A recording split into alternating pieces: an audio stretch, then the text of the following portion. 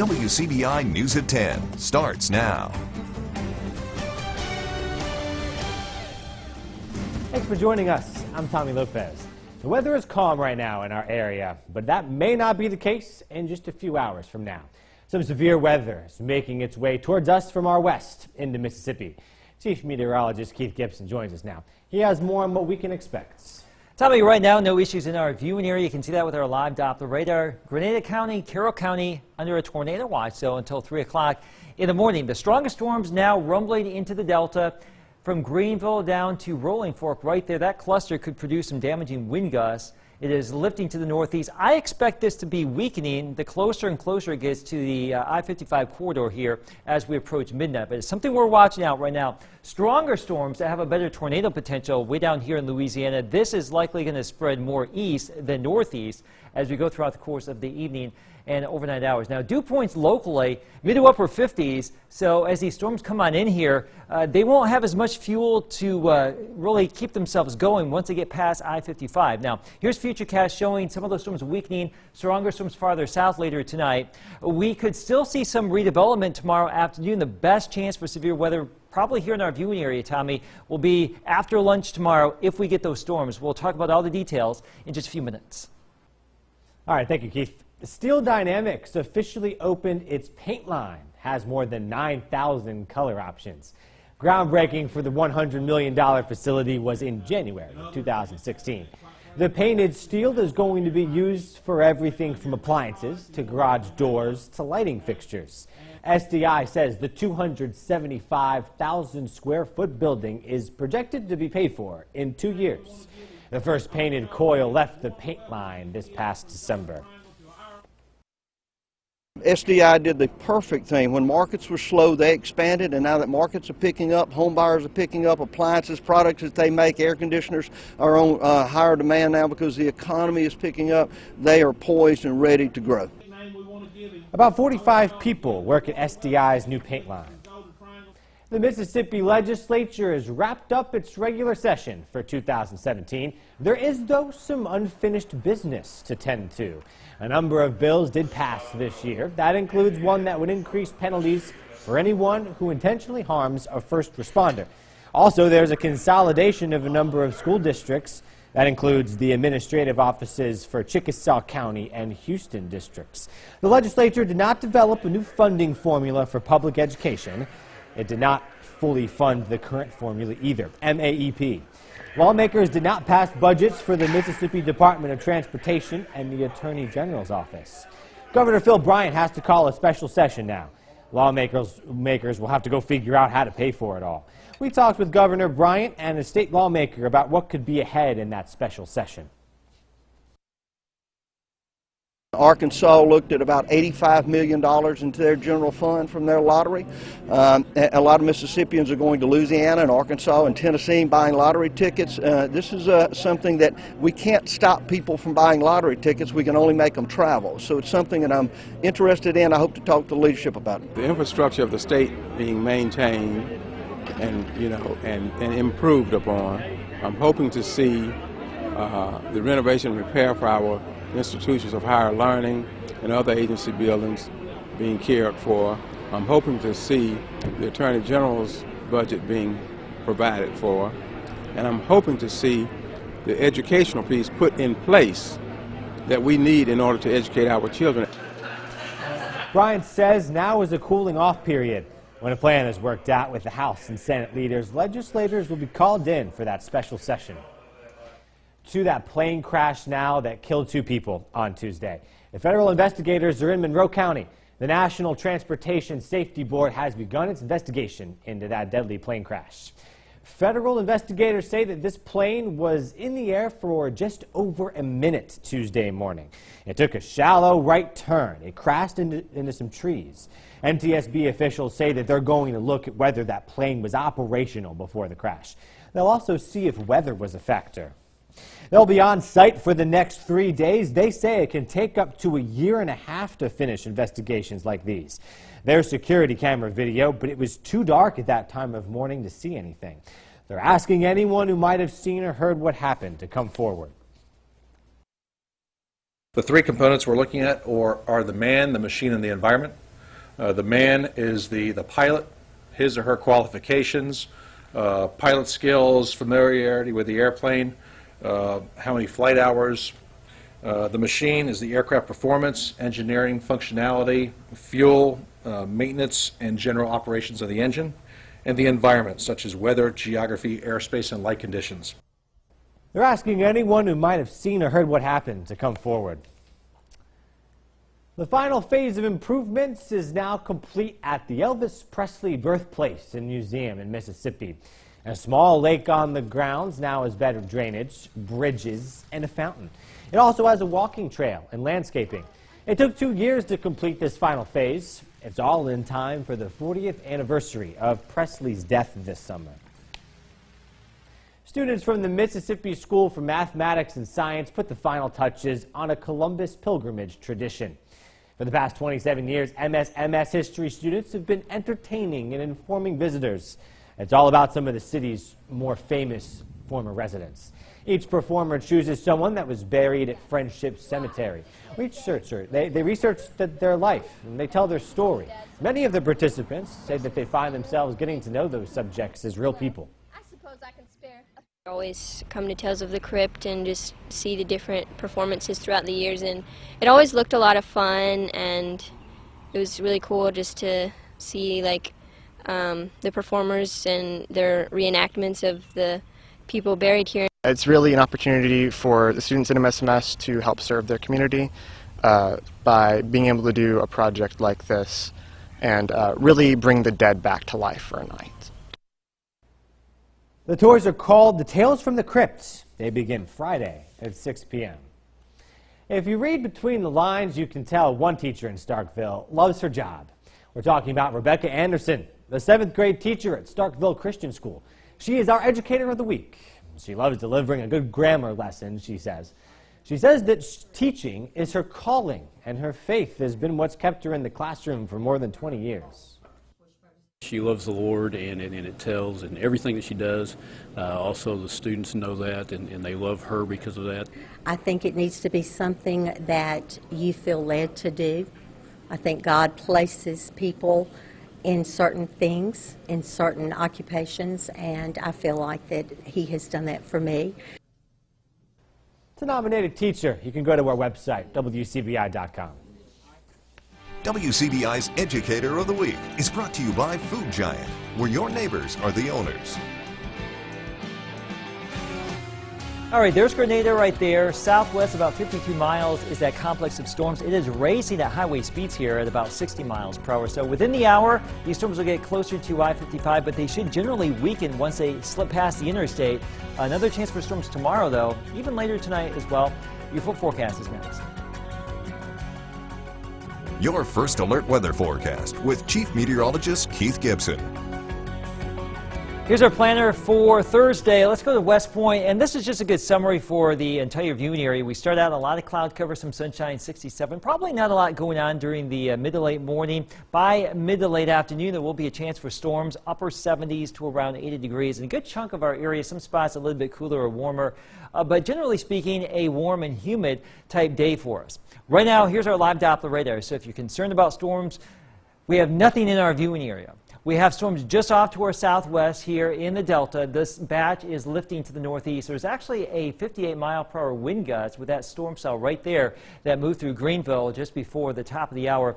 These storms should gradually weaken as they get closer and closer to I-55. Now, storms down here farther south into Louisiana, these will hold on all night long and likely move more east, slightly northeast, but generally staying south and west of our viewing area tonight. Additional storms out there in Arkansas moving to the northeast. Those are not immediately moving our way. So at this point, I'm reasonably confident that we should not have too many issues as we go throughout the latter part of the evening or the overnight hours. It bears watching, but this tells a story. Dew points mid to upper 50s, not robust moisture compared to areas just off to our southwest. And as those storms advance into our viewing area, they should weaken a little bit more. Now, we could still see some showers, maybe even some thunder showers tonight. But the overall severe weather threat this far north and east, fairly low at this point. Now, there's that southern storm complex down here across southern Mississippi later tonight. If that thing really gets going tomorrow, later tonight and tomorrow morning, it could stop this free-flowing moisture into our area for tomorrow afternoon. So here's a closed-in view of Futurecast. You can see some storms coming on in, maybe some showers later on this evening, but for the most part, I don't think we're dealing with a lot of interesting activity later tonight. The big wild card here would be what develops tomorrow afternoon. You see some of these isolated storms that could be these supercell type storms in our viewing area tomorrow afternoon and evening. That should be out of here by 9 or 10 o'clock. That's not guaranteed at this point. We're still keeping the threat of wind, tornadoes, hail in the Category 3 range, the high category here, just to hedge the bet. What you need to know, though, is that not everybody is going to get a storm tomorrow. Everybody's asking me on social media, what's going to happen in my town? We just don't know until a storm forms. So don't panic, don't freak out. Storms are possible, but not everybody is guaranteed one of these things. They'll be scattered in nature, but every location could have some possibility of a storm, and any storm that forms tomorrow could be locally strong to severe. So if we do have a tornado warning in our area tomorrow, Tommy, we will be doing some simulcasting here on our radio station partners right there on your screen, starting with 103.1 The Team. And let's just hope we don't see that tomorrow. But it's possible. We'll stay with you here. Alex will have a fresh update on the situation on WCBI News Sunrise starting at 4:30. Friday, quiet. Yeah. Saturday, gorgeous. Another system, though, for Monday. So the hits keep on coming. Yeah, and interesting, though, the Friday and Saturday could be quiet after it could be a busy day tomorrow, maybe. We're working for the weekend right now. Yeah, we really are. All right, we'll keep everyone up to date on Thursday throughout the day for what's going on. The Mississippi State women's basketball team is getting ready for the biggest game in program history that's coming up on Friday night. We have more on this matchup from Dallas coming up tonight. Stay with us. To our Health Talk with Baptist segment. Tonight, Baptist is talking about kidney disease.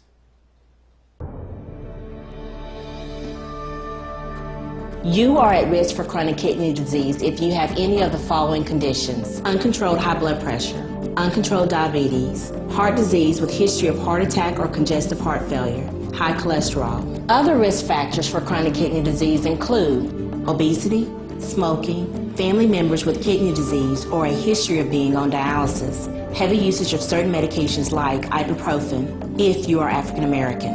The more of these risk factors you have, the higher your risk for kidney disease. Chronic kidney disease increases your chance of dying early. People with chronic kidney disease are at a higher risk of dying from complications from cardiovascular disease.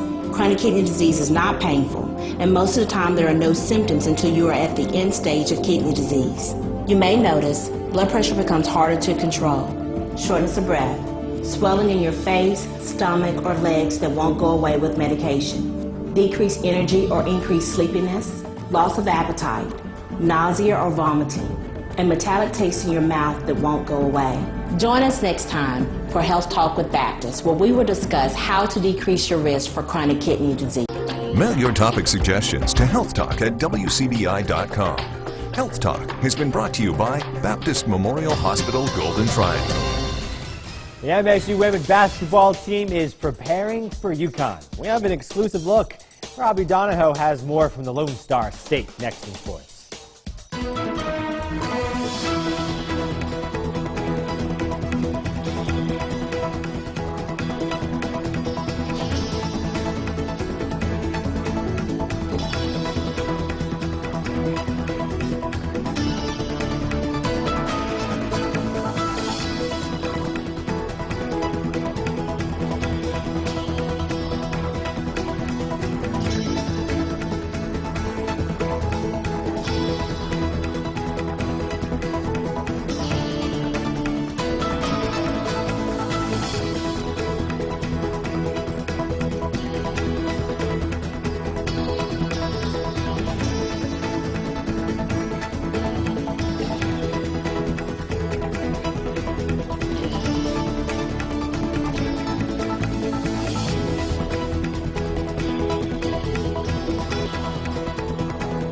High sports coverage of MSU women's basketball is brought to you by OCH Regional Medical Center, Advanced Medicine, Compassionate Care, and Visit Columbus, the city that has it all.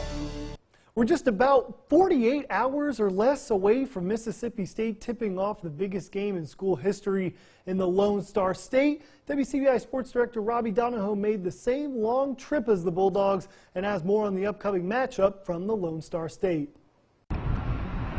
Thank you, Tom, and good evening. We welcome you here to Dallas, and you brought the windy weather to the Lone Star State, apparently, Tom. You had all that wind in Oklahoma City. It's come down here to Dallas, but obviously this is just a precursor for what's to come in your neck of the woods in Mississippi. Make sure you remain weather aware tomorrow. Follow everyone on our WCBI weather team. They do a phenomenal job every time that you need to stay safe in terms of severe weather. Getting off topic a little bit there, but let's talk little hoops. Obviously, we are getting closer and closer to tip-off. 48 hours until the big matchup between Mississippi State and UConn in the women's Final Four from over there, where all those bright lights are in Dallas at the American Airlines Center. The Bulldogs had one of their closed practices as SMU today, but we were fortunate enough to talk with Mississippi State personnel and get an inside look at the 15 minutes of practice.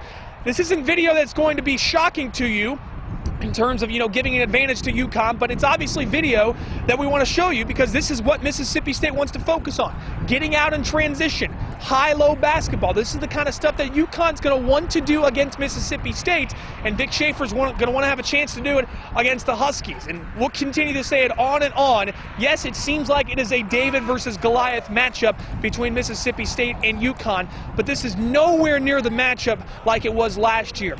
I said it during my 5 o'clock live shot, where some teams may be playing UConn for the first time, may be scared and terrified or taken aback at the intensity and talent that UConn brings to the floor when the tip-off starts. That's not going to happen this time around with Mississippi State. They remembered all too well what happened in that 60-point loss last year in the Sweet 16. Not necessarily they want revenge, but they want to prove to themselves and to everyone else that they are a legitimate basketball program that can compete with the best in women's college hoops. And they're going to show that coming up Friday when the Bulldogs do, in fact, take on the UConn Huskies. It'll be approximately a 9 p.m. tip time, maybe like 9:15 or so. You can watch the game on ESPN2. We did get a chance to hang around SMU and catch up with some of the students. If you didn't see my entertaining, I'm going to say, an intriguing story with some of the students trying to figure out what they knew about Mississippi State, it's online now on our website at WCBI.com for my live shot from earlier today. So we hope to see many of you in maroon and white coming up tomorrow. We have so much in store coming up from Dallas here tomorrow as the Bulldogs will have their practice and their presser. There's so much going on with the MSU Alumni Association that's here in Dallas. We have our very own Andrea Self, MC Sullivan, Jonathan Flippo. They're all here in Dallas. Oh, it's going to be so much fun. So buckle up. It's going to be a great time tomorrow and Friday from here in Dallas. So signing off for the last time on Wednesday, reporting here. Actually, we're in Irving, Texas, but just outside of Dallas. Robbie Donahoe for WCBI Sports. Tom, talks back to you, hopefully in a calmer Columbus. Thank you, Robbie. A little bit calmer here at WCBI, but we'll take a look at some of the softball from today. Mississippi State got the W against Mississippi Valley State 8-0. 3 Bulldog pitchers combined for a 4-hit shutout. Bulldogs, they travel to LSU Friday for an SEC weekend series. And then Ole Miss, they dropped a heartbreaker in 11 innings, losing to Jacksonville State of Alabama 5-4. Haley Sims of the Gamecocks hit a homer to center in the bottom of the 11th to get a walk-off win. Caitlin Lee pitched a solid outing for the Rebels, but Jayville State was able to answer late. Ole Miss, they're back home to take on Kentucky for a weekend SEC series. And also coming up Friday, right here on WCBI, we'll have Dallas. Oh, there we go. Well, before we get into that, Ole Miss baseball, Mississippi State baseball, they kick off, or tip off. First pitch is coming up tomorrow in Egg Bowl baseball. That's coming up tomorrow. We'll have the highlights from Swayze, hopefully coming up tomorrow on WCBI Sports. And then, of course, we have our Friday special, Destination Dallas. Robbie mentioned it a little bit. It's Robbie Donahoe, Andrea Self. They'll be talking about Mississippi State's journey to the Final Four. So we'll have all that coming up 9 a.m., 6:30 p.m. on Friday. Yeah, great way to get ready for a Friday night tip-off with UConn. A lot of fun. Yeah. Big week next week. Excitement is building, definitely. Tom, thank you. Final look at tomorrow's storm chances coming up next. Tom, right now, storms out there in the Delta as they advance closer to Grenada, as I've been talking about, they are weakening a little bit. So still some gusty wind potential in that. Now, the thing to take away about tomorrow, scattered storms, the best chance of severe weather, if we're going to get it, will be in the afternoon. But not everyone's going to see that. Just stay weather aware here. We'll get through it. Nice weather Friday and Saturday. Yeah, thanks, Keith. We'll be on it tomorrow. Thanks for joining us tonight. The Late Show with Stephen Colbert coming up next.